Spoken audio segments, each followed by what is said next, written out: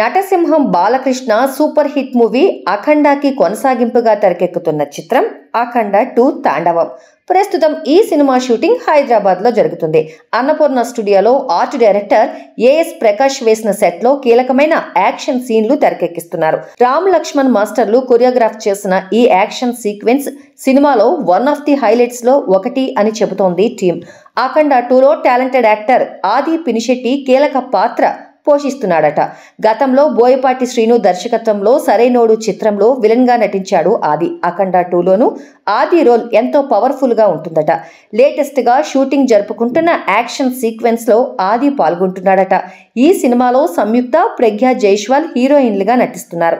14 reels plus banner పై రామ్ ఆచంట, గోపీచంద్ ఆచంట నిర్మిస్తుండగా బాలకృష్ణ కుమార్తె ఎం తేజస్విని నందమూరి ఈ చిత్రాన్ని సమర్పిస్తున్నారు.